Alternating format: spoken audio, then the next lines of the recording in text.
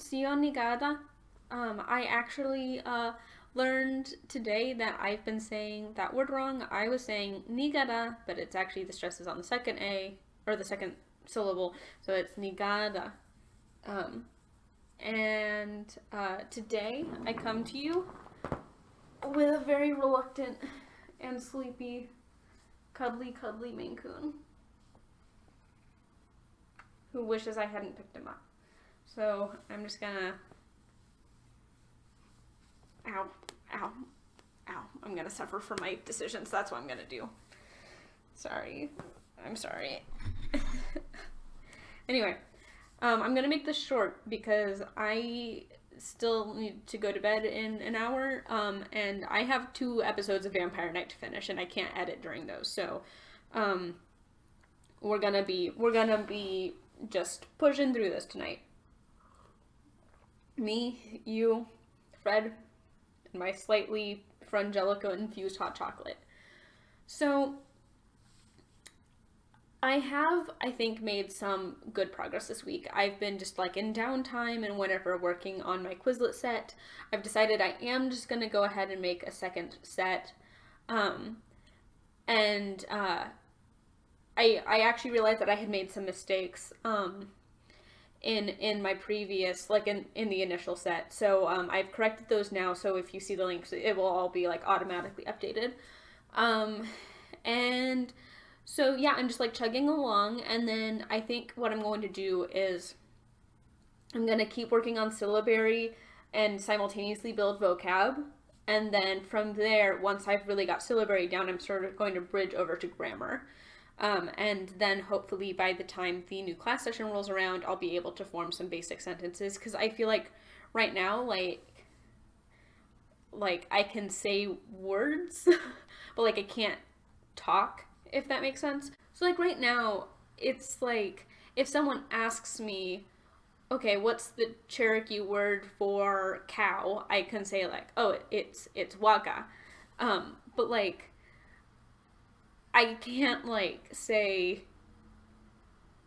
you know, that farmer owns 3 cows. Like I don't know how to conjugate verbs well enough to do that. So like I think that's what I'm going to work on, and I might impose some like arbitrary deadlines on myself. Like, you know, I'll probably read over like the CSA Write courses and so forth, and see what kind of deadlines might make sense. But I also, you know, I don't want to like push myself super hard and get frustrated and burnt out. So I also might just try to take like a more loosey-goosey approach to things. Yeah. So, yeah, as I mentioned earlier, like I realized that like I made some mistakes in the flashcards, and I also realized that like I've been pronouncing some words wrong. So like if anyone who's watching this is seeing anything that I'm doing and is like that's not how that's said, or like that's not right, feel free to like leave a comment or something like with a correction. Although like gentle feedback, please, because I am a delicate flower and I can't handle lots of criticism. So, yeah, I think that's most of what I wanted to talk about.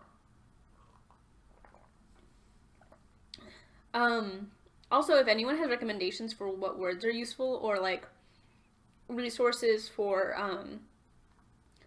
like history and culture, I think like that would be really great. One thing that I've been doing lately is like watching some of the videos from the Gilcrease Museum, and I know some people probably have like criticisms of like museums in general, and I'm sure some people do of Gilcrease in particular, but like I found that they have some really great resources, and they are often very specific about like what is Southeastern tribe stuff versus Plains tribe stuff, which I think is like a really great thing to see in like a fairly well-known museum, since often, you know, everything's wrapped into pan-Indianism.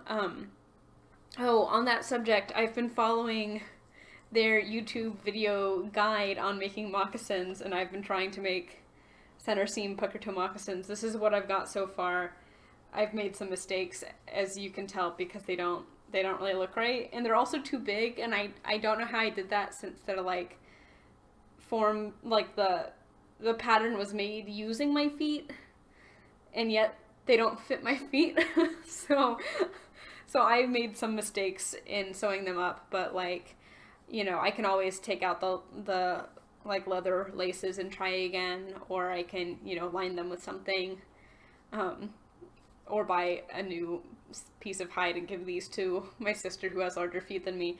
But yeah, they're not the prettiest, but it's been a good learning experience, and I've learned that like I'm not great at working with leather, and that my minor skills in sewing don't translate over that well. So that's been a humbling experience. And then also, like, one other cultural, community experience I've had this week is I was listening to some of, like, the songs of the Cherokee Nation Youth Choir. Apologies if I got the name wrong.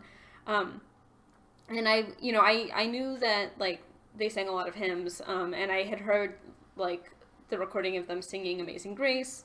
But I was listening to some of the recordings on Spotify this week, and I was listening to the song North Wind, which I didn't know at all, and like really didn't even know that, like, I didn't even recognize the tune, and then I was reading about it and about how, like, to a lot of people it's an important song, and so like that was something that I was like, oh, this is like, I feel like I am learning like the things that I need to know to, like, reconnect to Cherokee culture. So like that was a very positive experience for me this week.